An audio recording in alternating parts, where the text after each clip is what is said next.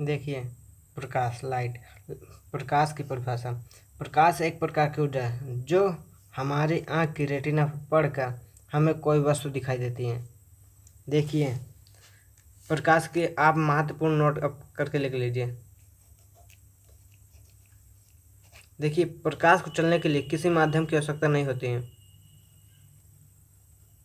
प्रकाश को चलने के लिए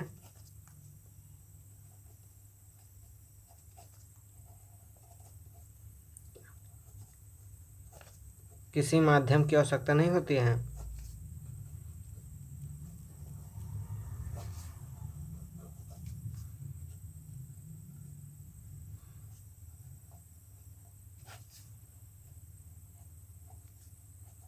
इसका मतलब समझिए।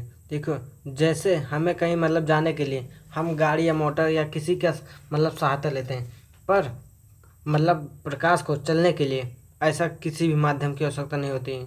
उसे कोई भी माध्यम की आवश्यकता है, वह निर्वात में भी चल सकता है। देखिए, अब नोट नंबर 2 है प्रकाश की चाल। देखिए, प्रकाश की चाल होती है, प्रकाश की चाल निर्वात के लिए।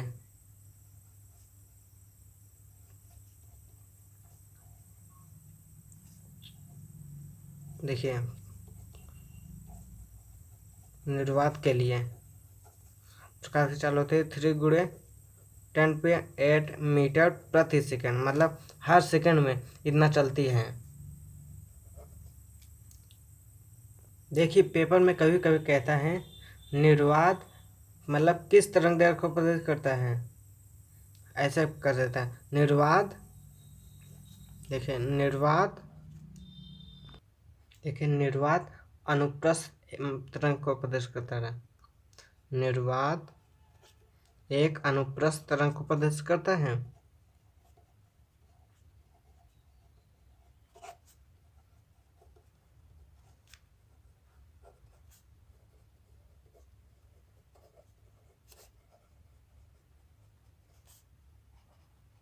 ये आपको दोनों अधिकतर याद होना चाहिए, क्योंकि पेपर में ऑब्जेक्टिव मतलब 1 नंबर का पूछ लेता है इन दोनों में से क्वेश्चन। देखिए, अब प्रकाशिकी हम जानेंगे। देखिए, प्रकाशिकी की परिभाषा।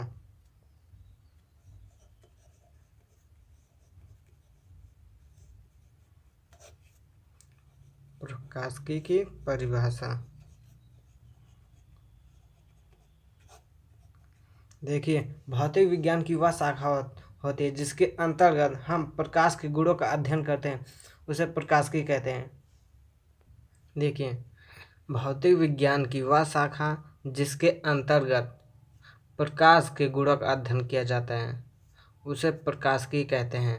देखिए, मतलब प्रकाश के बारे में मतलब जानकारी किया जाता है, मतलब गुण मतलब जानकारी, उसके मतलब उसकी विशेषता या क्या है, मतलब उसके मतलब प्रकाश के गुणों का अध्ययन किया जाता है, उसे प्रकाशिकी कहते हैं। अब देखिए, अगला नंबर अपवर्तनांक। देखिए, अपवर्तनांक क्या होता है। देखिए, अपवर्तनांक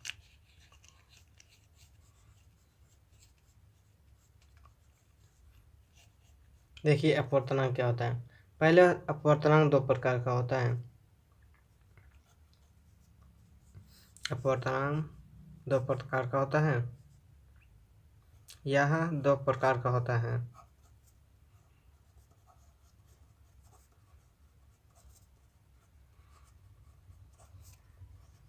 देखिए, नंबर 1 निरपेक्ष अपवर्तनांक।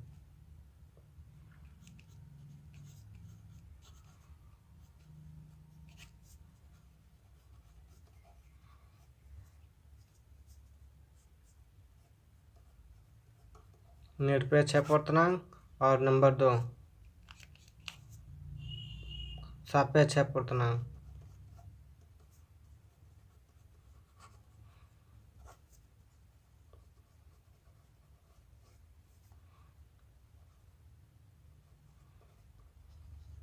यह सापेक्ष अपवर्तनांक। देखिए, अब जानेंगे निरपेक्ष अपवर्तनांक क्या होता है और सापेक्ष अपवर्तनांक क्या होता है। देखिए, निरपेक्ष अपवर्तनांक में निर्वात में प्रकाश की चाल बटे मतलब माध्यम में प्रकाश की चाल के अनुपात को निरपेक्ष अपवर्तनांक कहते हैं। परिभाषा देखिए, हम आपको समझाएंगे एकदम।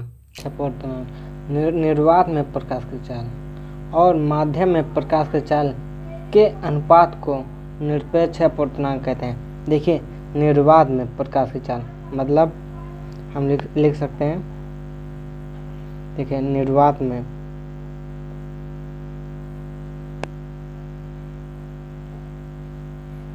प्रकाश की चाल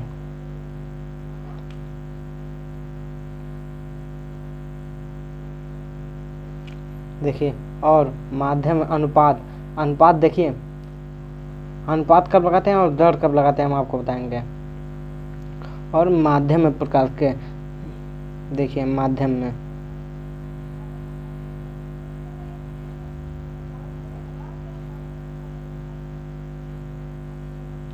में प्रकाश की चाल देखिए, निर्वात में प्रकाश की चाल और माध्यम में प्रकाश की चाल मतलब यहाँ की चाल होगा, सॉरी यहाँ चाल। देखिए, निर्वात में प्रकाश की चाल और माध्यम में प्रकाश की चाल मतलब के अनुपात को मतलब चाल के अनुपात को निरपेक्ष अपवर्तनांक कहते हैं। देखिए, मतलब अनुपात कब होता है और दर कब होता है। अगर ये नीचे मतलब समय दिया हो, जैसे यहाँ पे मतलब अगर समय दिया होता है अपान में, तब वहाँ हम दर लगाते हैं। और ये मतलब कोई अलग दूसरा दिया रहता है तो हम दर लगाते हैं। अब समझ में है। अगर मान लीजिए यहाँ हम निर्वात में प्रकाश चाल और बटे समय हम लिखते तब वहाँ दर लगाते हैं। देखिए, ये निरपेक्ष अपवर्तनांक हो गया। और देखिए, अब सापेक्ष अपवर्तनांक की परिभाषा देखेंगे। देखिए, सापेक्ष अपवर्तनांक क्या होता है। पहले माध्यम की चाल मतलब पहले माध्यम में प्रकाश की चाल बटे दूसरे माध्यम में प्रकाश की चाल के अनुपात को सापेक्ष अपवर्तनांक कहते हैं। देखिए, पहले माध्यम में प्रकाश की चाल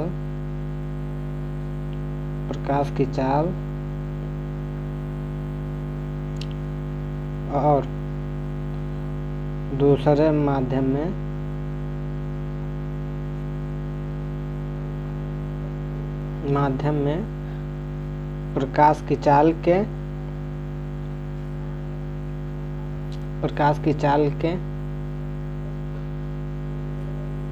प्रकाश की चाल के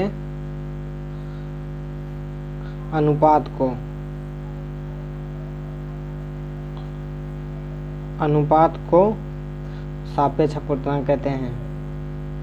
हम बताते हैं आपको,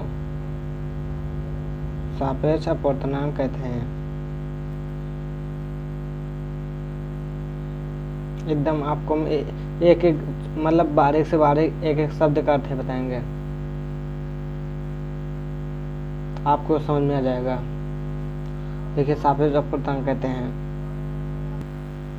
देखिए, अब ये जो अनुपात लिखा है हम इसे अनुपात में लिखेंगे पहले। देखिए, पहले माध्यम में प्रकाश की चाल। देखिए, पहले माध्यम में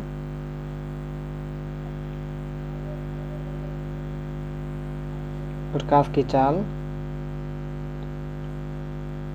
बटे दूसरे माध्यम में प्रकाश की चाल।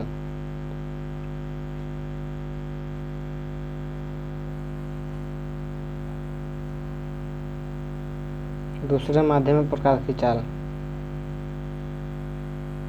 देखिए, हम आपको बताते हैं एकदम एक क्वेश्चन भी लेंगे इस पे। हम पहले हम आपको इसका संधारण देंगे। तो देखिए, हम सापेक्ष अपवर्तनांक की विशेषता बताएंगे। सापेक्ष अपवर्तनांक की विशेषता देखिए,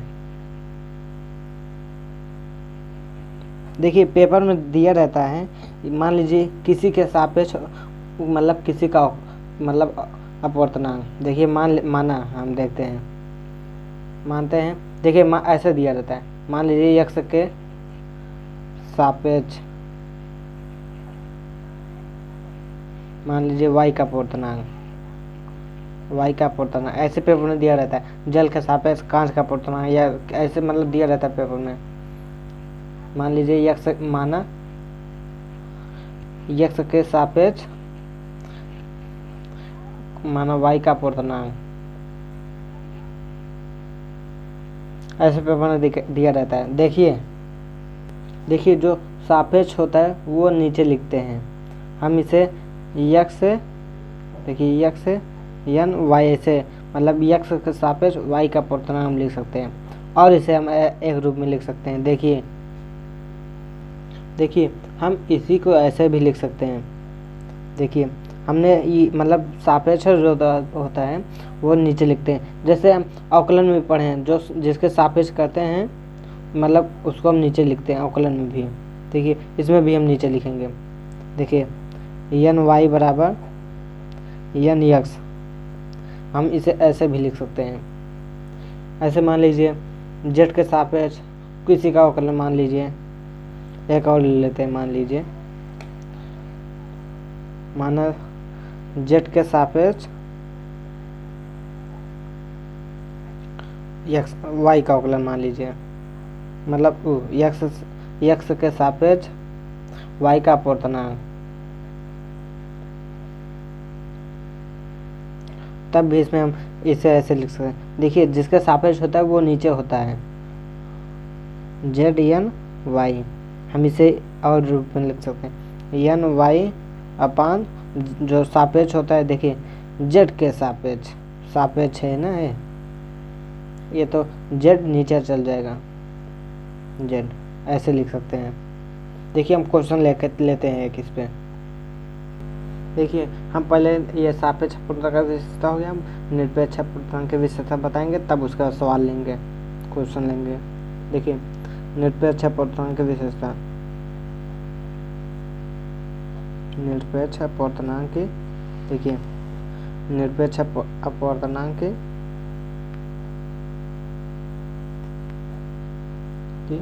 विशेषता आप नोट करते हुए जाइए ना, मतलब अपना नोट सबसे अच्छा नोट से होता है। देखिए होता है प्रकाश की चाल बटे माध्यम में प्रकाश की चाल। देखिए निर्वात में प्रकाश की चाल, देखिए निरपेक्ष पूर्णांक बराबर होता है निर्वात में प्रकाश की चाल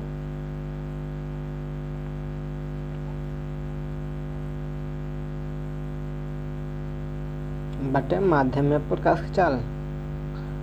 देखिए माध्यम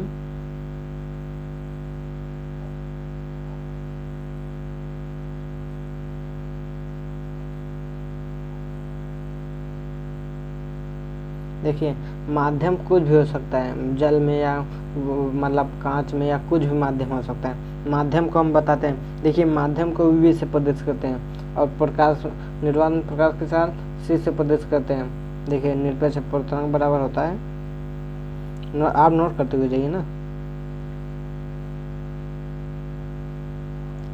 निरपेक्ष पूर्णांक बराबर निर्वात में प्रकाश का बटे माध्यम में प्रकाश का। देखिए निरपेक्ष पूर्णांक को एन से प्रदर्शित करते हैं। देखिए हम यहाँ आपको बताते हैं। देखिए एन ये सी अपान वी, जहाँ देखिए सी निर्वात में प्रकाश की चाल और वी माध्यम में प्रकाश की चाल और एन निर्वात में मतलब निरपेक्ष पूर्णांक। देखिए माध्यम तो चेंज हो सकता है पर प्रकाश की चाल वही रहता है। 3 × 10⁸ मीटर प्रति सेकंड होता है ना, वही रहेगा। आपको हम पहले नोट करके लिखवा चुके हैं। देखिए अब हम इस पे मतलब 1-2 क्वेश्चन लेते हैं इस पे, ताकि आपको मतलब एकदम क्लियर समझ में आ जाए। आप नोट कर लीजिए इसे। देखिए हम सवाल लेते हैं। देखिए जल के सापेक्ष कांच का पूर्णांक मान लीजिए हमें ज्ञात करना है और क्वेश्चन दिया है वायु के सापेक्ष मतलब वायु के सापेक्ष जल का पूर्णांक इतना तथा वायु के सापेक्ष कांच का पूर्णांक ये 3/2 दिया है। अब हमें निकालना है जल के सापेक्ष कांच का पूर्णांक। देखिए मतलब सापेक्ष जिसका रहता है वो नीचे लिखा रहता है। देखिए हमें ज्ञात करना है मतलब जल के सापेक्ष देखिए जल, और नीचे जल रहेगा और ऊपर कांच। हमें इसी का मान निकालना है। देखिए जो दिया है वाई मतलब दिया है, हम लिख लेंगे, मतलब ये ज्ञात करना है।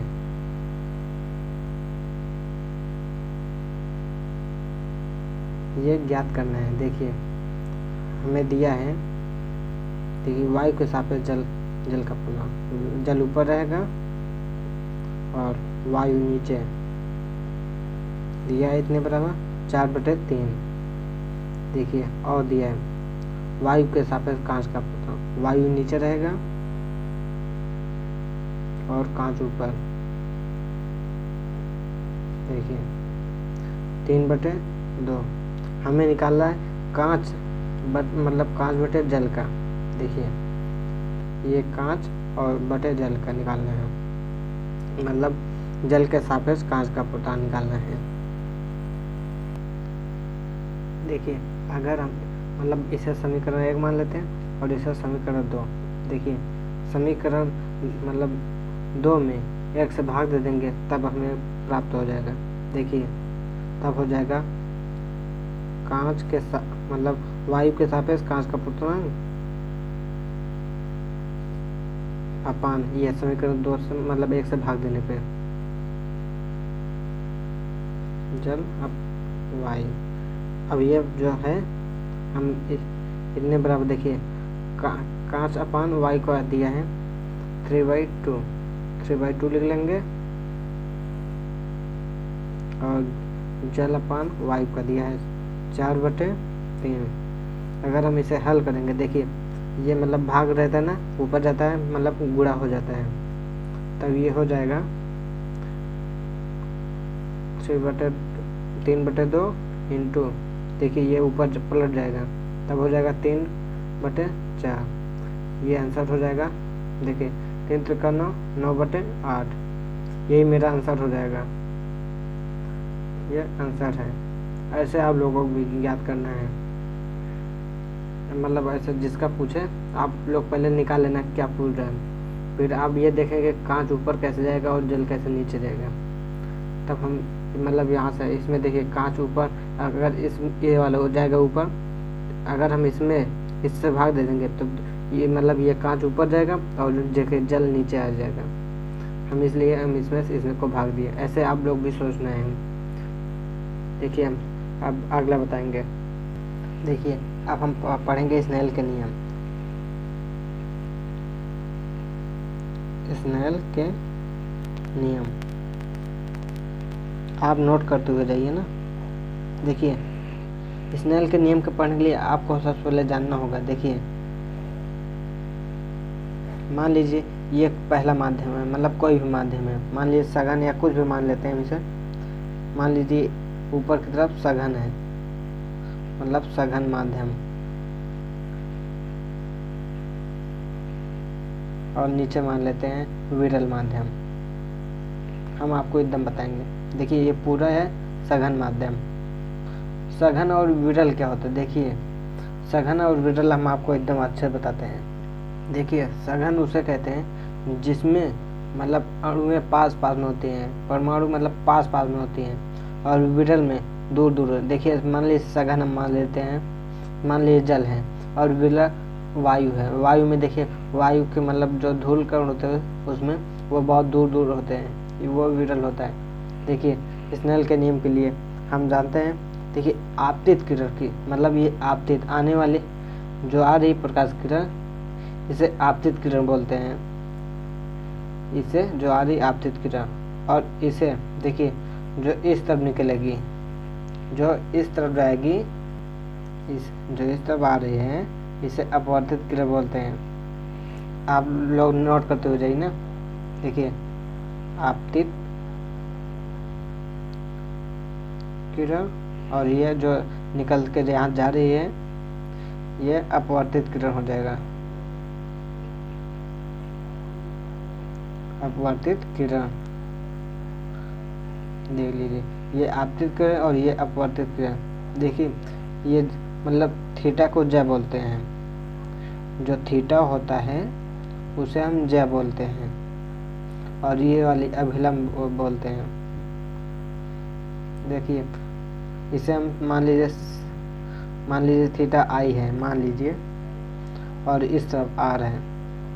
देखिए थीटा को आपको पहले ही पता होना चाहिए कि आप कक्षा 6 से ही पढ़ते आ रहे हैं, मतलब थीटा को ज्या बोलते हैं, इतना तो आपको पता ही होगा। देखिए स्नेल के नियम की नियम क्या है।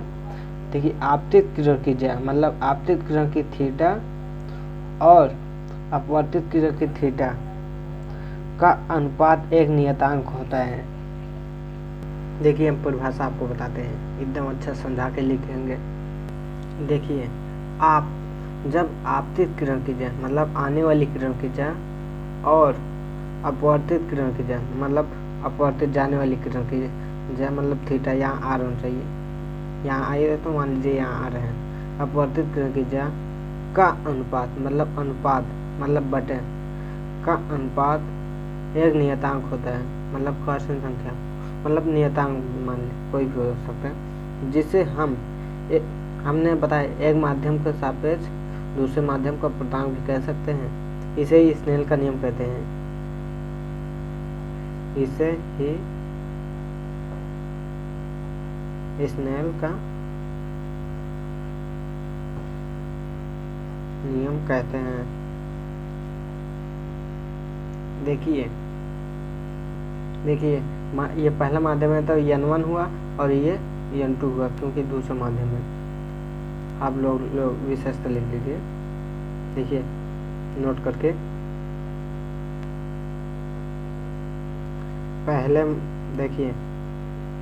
पहले माध्यम को n1 तथा दूसरे माध्यम को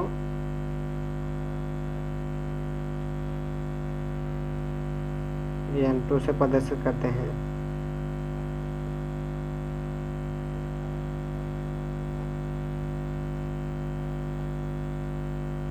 देखिए अब इसके हम उपयोग बताएंगे आपको, मतलब फार्मूला क्या होगा।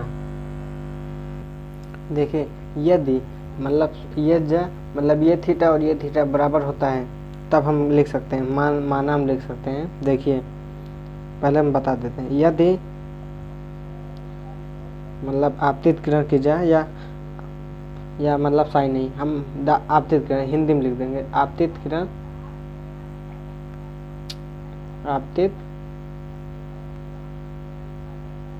किरण की जाए और अपवर्तित किरण की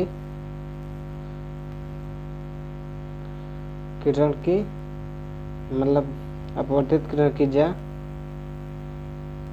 यदि बराबर हो तो तब देखिए साइन आई बराबर साइन आर होगा, क्योंकि यहाँ मतलब ये देखिए यहाँ साइन आई हो जाएगा और यहाँ साइन आर, तब साइन आर। देखिए अब हम आपको बताएंगे स्नेल नियम की उत्पत्ति, मतलब यह हमें कहाँ से प्राप्त हुआ। स्नेल नियम में जो मतलब फार्मूला होता है n1 साइन आई बराबर n2 साइन आर, यह हमें कहाँ से प्राप्त हुआ। देखिए हम आपको एकदम बताते हैं। देखिए ये जो n1 साइन आई बराबर n2 साइन आर कहाँ से हमें मिलता है, मतलब स्नेल के नियम में। देखिए इसे हम आपको बताएंगे। देखिए यहाँ जो देखिए n1 पहले माध्यम के लिए, ये n1 पहले माध्यम और ये n2 दूसरा माध्यम। देखिए पहले माध्यम में साइन आई है तब इसलिए हम साइन आई लिखें। n1 साइन आई बराबर, क्योंकि थीटा भी बराबर है ना, और मतलब n2 साइन आर, यहाँ थीटा ये आर है, यही समय प्राप्त हुआ। हम मतलब पेपर में आ जाएगा मतलब स्नेल के नियम की उत्पत्ति, तो आप एक एक स्टेप लिखना कि n1 पहले माध्यम के लिए और साइन आई पहले माध्यम का थीटा है, और मतलब ये n2 दूसरे माध्यम का पूर्णांक और ये साइन आई थीटा है, मतलब ज्या। आपको मतलब एक एक स्टेप लिखना है। देखिए अगला हम नेक्स्ट वीडियो में बताएंगे। प्लीज़ आप चैनल को सब्सक्राइब कीजिए और शेयर कीजिए और अपने फ्रेंडों को भी बता दीजिए कि मतलब नया बैच प्रारंभ हो चुका है।